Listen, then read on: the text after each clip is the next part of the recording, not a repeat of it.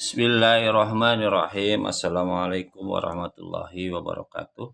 Alhamdulillahirrabbilalamin. Pada kesempatan ini kita bisa bertemu dalam perkuliahan online dengan mata kuliah ekonomi makro. Sekarang akan membahas tentang prinsip-prinsip manajemen keuangan syariah. Prinsip manajemen keuangan syariah. Baiklah, para mahasiswa sekalian, kita awali dengan prinsip dasar keuangan syariah, yaitu prinsipnya yang pertama ada prinsip tauhid ya. Prinsip akidah atau tauhid menjadi pondasi paling utama. Dikarenakan kesadaran tauhid akan membawa pada keyakinan dunia akhirat secara serentak, sehingga seorang pelaku ekonomi tidak mengejar keuntungan belaka atau tidak mengejar keuntungan materi semata. Dan selanjutnya ada prinsip keadilan. Dalam operasional ekonomi syariah, keseimbangan menduduki peran yang sangat menentukan untuk mencapai falah atau kemenangan. Dalam terminologi fikih, adil yaitu menempatkan suatu pada tempatnya dan memberikan suatu hanya pada yang berhak saja, serta memperlakukan suatu pada posisinya. Selanjutnya ada prinsip maslahah. Suatu dianggap maslahah apabila terpenuhi. Apabila kemaslahatan dikatakan sebagai prinsip keuangan, maka semua kegiatan yang harus memberikan kemaslahatan atau kebaikan bagi kehidupan manusia tentunya. Perorangan, kelompok, dan komunitas yang lebih luas, termasuk lingkungan sekitar. Dan yang keempat ada prinsip ta'awun. Prinsip ta'awun, fungsi harta dalam Al-Quran adalah untuk menciptakan masyarakat yang etis dan egaliter. Oleh karena itu, mencari keuntungan atau akad komersil dengan berbagai aktivitas ekonomi adalah suatu yang terpuji. Akan tetapi, aktivitas ekonomi tersebut diharapkan memberikan dampak positif terhadap masyarakat dan tidak ada yang dizolimi. Selanjutnya ada prinsip keseimbangan. Prinsip ini merupakan adalah satu pilar pembangunan ekonomi yang dimana mencakup berbagai aspek keseimbangan antara sektor keuangan dan sektor real, risiko dan keuntungan bisnis dan kemanusiaan, serta pemanfaatan dan pelestarian sumber daya alam. Selanjutnya ada prinsip keuangan syariah. Ada penjelasan di sini. Hilangkan riba, maisir, dan goror. Transaksinya itu maslahah, adil, dan ridho biridho. Selanjutnya ada pastinya ada halal dan thayyiban. Prinsip-prinsip dasar penerbangan syariah. Yang pertama, prinsip dasar penerbangan syariah, pembiayaan mudharabah, rukun mudharabah, pengaturan rukun mudharabah, dan skema operasional bank akan dijelaskan selanjutnya. Ya. Mudharabah. Dalam fikih, mudharabah adalah akad kerjasama suatu usaha antara dua belah pihak, di mana pihak pertama atau sahibul mal atau pemilik menyediakan seluruh modal, sedangkan pihak kedua, amil mudharib atau nasabah, bertindak selaku pengelola. Dana keuntungan usaha dibagi antara mereka sesuai kesepakatan yang dituangkan dalam kontrak, sesuai dengan fatwa DSN MUI nomor 7, DSN MUI nomor 4/2000. Aplikasi perbankan, pembiayaan adalah penyediaan dana atau tagihan piutang yang dapat dipersamakan dengan itu untuk membiayai transaksi investasi yang didasarkan antara lain atas akad mudharabah dan musyarakah. Selanjutnya ada rukun mudharabah apa saja? Faktor-faktor yang harus ada dalam rukun dalam akad mudharabah. Satu, pelaku, yaitu pemilik modal maupun pelaksana usaha. Dua, objek mudharabah, yaitu modal dan kerja, skill. Dan persetujuan kedua belah pihak, yaitu ijab kabul. Nisbah keuntungan, yaitu pembagian keuntungan dan skema perbankan syariah. Bagaimana? Pelaku dan modal berdasarkan Fatwa nomor 7 nomor strip 4 tahun 2000. Lembaga keuangan syariah atau bank sebagai sahibul mal membiayai 100% kebutuhan suatu usaha proyek, sedangkan pengusaha bertindak sebagai mudharib atau pengelola usaha. Modal dapat berbentuk uang atau barang yang senilai, sedangkan modal tidak dapat berbentuk piutang dan harus dibayarkan kepada mudharib baik secara bertahap maupun tidak. Selanjutnya, bank bertindak sebagai sahibul mal yang menyediakan dana secara penuh, dan nasabah bertindak sebagai mudharib yang mengelola dana dalam kegiatan usaha.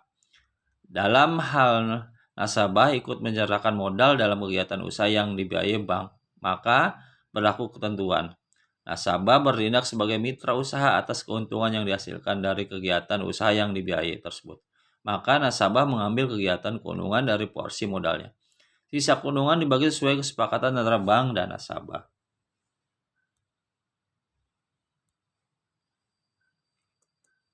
Selanjutnya, pokok-pokok pengaturan mudharabah dan nisbah, yaitu bagian keuntungan proporsional bagi setiap pihak harus diketahui dan dinyatakan pada waktu kontrak sesuai dan harus dalam bentuk prosentasi atau nisbah dari keuntungan suatu kesepakatan. Perubahan nisbah harus berdasarkan sepakatan. Dan pembagian keuntungan dari pengelolaan dana dinyatakan dalam bentuk nisbah yang disepakati. Nisbah dibagi hasil yang disepakati tidak dapat diubah sepanjang jika waktu investasi kecuali atas dasar kesepakatan para pihak dan tidak berlaku surut. Nisbah bagi hasil dapat ditetapkan secara berjenjang atau tiering yang besarnya berbeda-beda berdasarkan kesepakatan pada awal akad. Selanjutnya, keuntungan.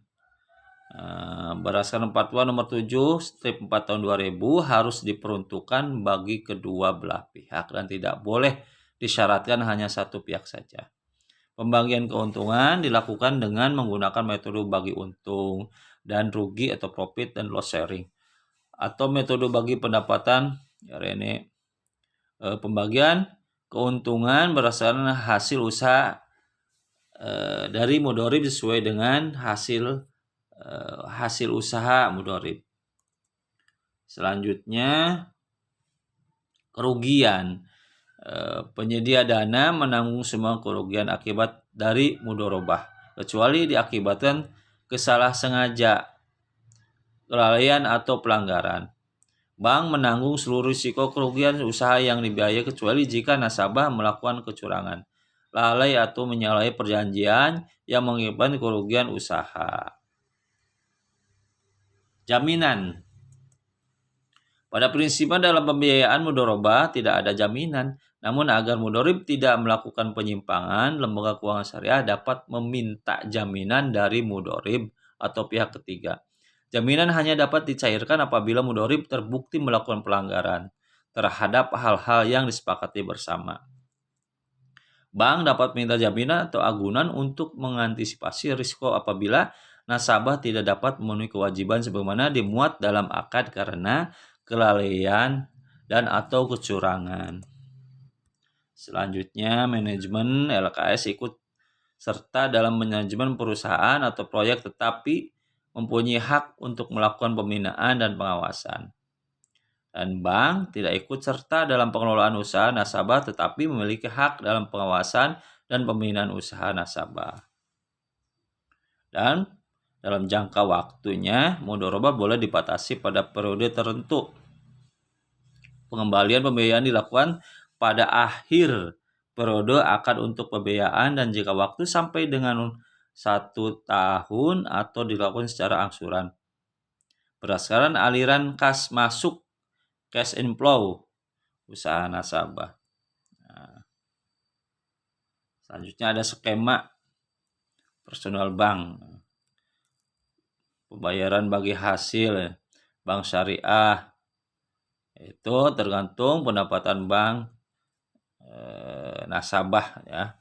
Dan bank syariah pendapatan bagi hasil margin fee dengan nasabah gitu ya. Kita lihat skema operasional bank syariah. Selanjutnya produk dan jasa keuangan syariah. Di sini ada penghimpunan dana, ada penggunaan dana dan jasa layanan. Penghimpunan dana ada wadiah, mudorobah, giro yadomana, dan mudorobah ada tabungan deposito. Sedangkan penggunaan dana itu equity financing, debt financing. Dan jasa layanan perbankan ada wakalah, hawalah, kafalah, dan rahan. Nanti kita jelaskan di perkuliahan online ya. Apa itu wakalah, apa itu hawalah, dan kafalah atau garansi bank, dan rahan atau gade. Selanjutnya ada manajemen resiko perbankan di sini. Manajemen risiko bank syariah. Tujuan manajemen risiko adalah menyediakan informasi tentang risiko kepada pihak regulator. Memastikan bank tidak mengalami kerugian yang bersifat unacceptable. Ya. Meminimalisasi kerugian dari berbagai risiko yang bersifat uncontrolled, tidak dapat dikontrol. Dan mengukur exposure dan pemusatan risiko. Dan selanjutnya mengalokasikan modal dan membatasi risiko. Nah, kita lihat definisi risiko itu apa. Risiko dapat ditafsirkan sebagai bentuk keadaan ketidakpastian tentang suatu keadaan yang akan terjadi nantinya dengan keputusan yang diambil berdasarkan berbagai pertimbangan pada saat ini. Ya. Yang pertama, keadaan yang mengarah kepada sekumpulan hasil khusus di mana hasilnya dapat diperoleh dengan kemungkinan yang telah diketahui oleh pengambil keputusan. Yang kedua, variasi dalam keuntungan, penjualan atau variabel keuangan lainnya. Definisi sudah ya, kita lewat aja ini. Mengapa perlu manajemen risiko kan? Bank syariah merupakan lembaga keuangan bank yang dikelola dengan dasar-dasar syariah. Baik itu berupa nilai prinsip dan konsep sebagai sebuah entitas bisnis.